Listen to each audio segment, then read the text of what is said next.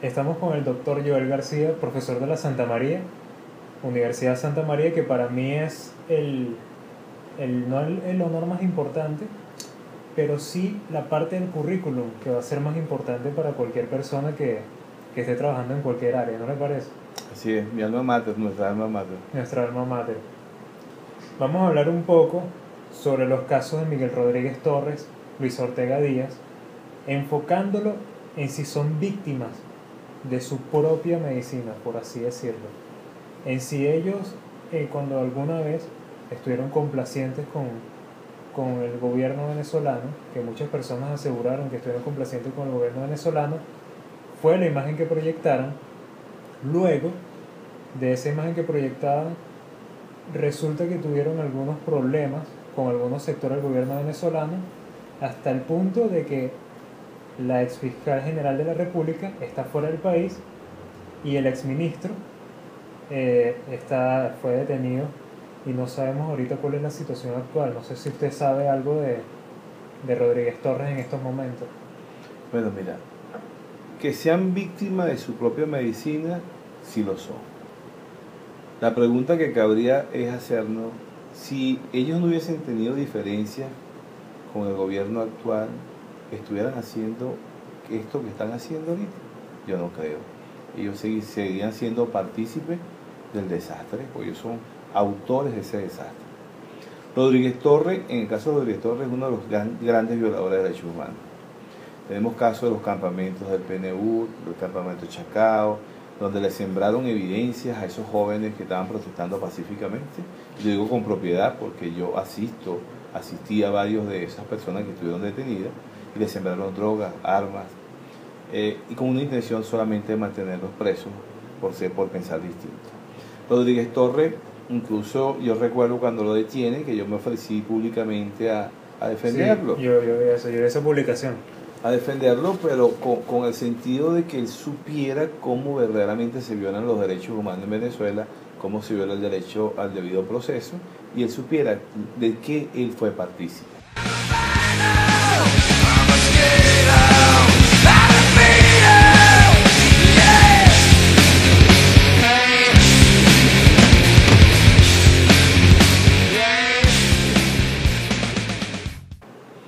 En el caso de Luis Ortega, yo no le puedo decir ex fiscal, yo le digo la fiscal todavía, porque ella fue designada por el método que se debe designar, el Consejo Moral Republicano, la Asamblea Nacional, y este fiscal que tenemos ahorita está nombrado por una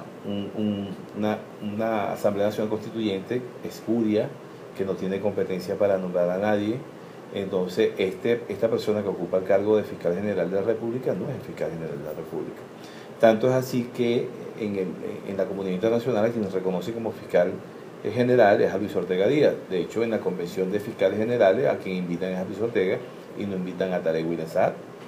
Entonces, para mí, dado que soy abogado y me manejo dentro de lo que es la constitucionalidad y legalidad, Luis Ortega sigue ocupando el cargo de fiscal general de la República, no a quien usurpa esa función ahorita, que es Tarek William Saab, porque lo nombra, lo designa un ente que está cuestionando su legitimidad de origen y tampoco tiene competencia para ello.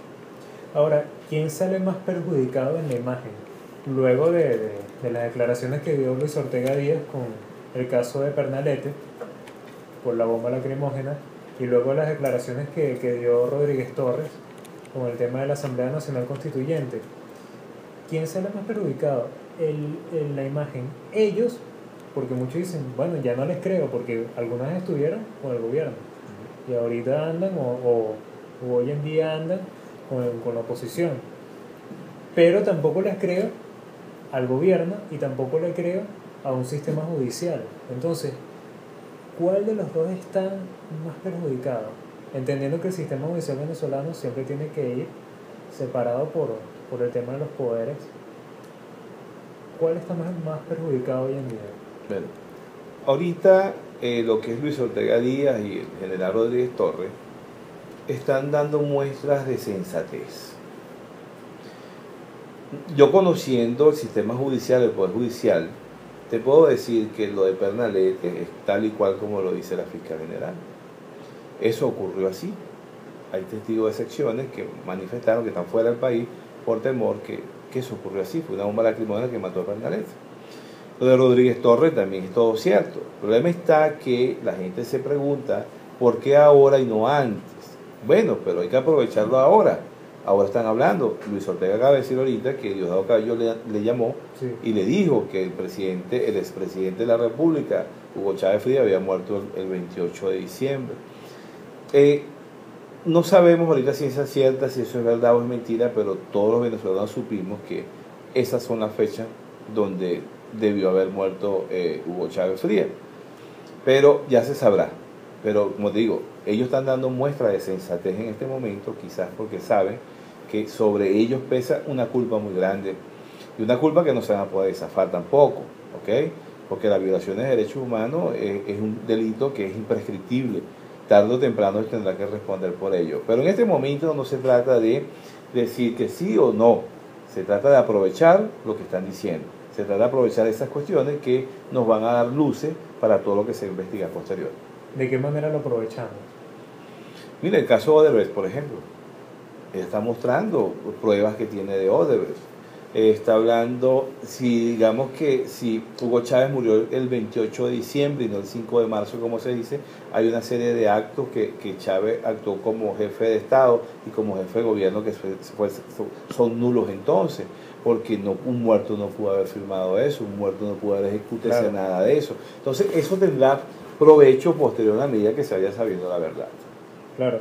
Y puede haber algunos funcionarios, o conoce sobre algunos funcionarios o personas que estén dentro del sistema, vamos a colocarle ese nombre, que digan, mira, yo tengo un nivel de sensatez, pero me da miedo. Muchos. Te voy a decir en el ámbito que conozco, jueces, pues.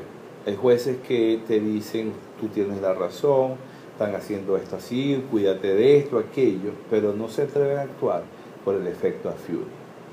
La juez Afiuni es la primera juez que encarcelaron, ¿verdad?, por tomar una decisión de forma autónoma, tal y como lo establece la norma. Los jueces son autónomos, pero sabemos que ahorita un juez que tome una decisión contraria a los deseos del gobierno, eso es un juez preso. Hay crisis dentro del sistema judicial venezolano, entonces. Totalmente. Es que en Venezuela no existe separación de poder, en Venezuela no hay república. Una de las condiciones esenciales para que exista república es la plena separación de poderes, y Venezuela no lo hay. Hoy día, y desde hace 20 años para acá, vemos que los esfuerzos, la meritocracia, no tiene sentido. El mismo presidente difunto, ¿verdad?, estaba en contra de la meritocracia. Sabemos quiénes ocupen los cargos relevantes en el país, no tienen mérito. Entonces dirá ese estudiante, yo me voy a graduar simple y llanamente para tener un título de abogado y voy a ser uno más, un juez de esto, porque te voy a decir algo. Dentro del Poder Judicial hay personas muy competentes, personas que saben mucho, pero hay personas que no merecen estar allí. Hay personas que ni siquiera merecen haberse graduado de abogado y están ocupando cargos como fiscales, como jueces y hasta de cortes de apelaciones. Vemos en el Alto Tribunal Supremo de Justicia también personas que no tienen las credenciales para estar allí. Y si tienen los títulos, no tienen el conocimiento. Y eso lo sabemos. ¿Por qué? Porque se acabó la meritocracia. Hay personas que llegan a ser jueces ahorita o magistrados, que en condiciones normales, en la otra hora Venezuela, donde la meritocracia valía, no hubiesen llegado nunca. La ética profesional es una materia que debería darse en todos los años de la carrera, en todos. Y no solamente en el derecho, en todas las profesiones. Vemos cómo médicos han mercantilizado la profesión. Y así como todo, porque la situación país nos ha llevado a eso. Vemos que en Venezuela, el que está estudiando, ¿qué futuro tiene? Por eso vemos esa diáspora que tenemos en Venezuela. Te gradúas, ¿cuánto gana un profesional de la medicina? ¿Cuánto gana un ingeniero?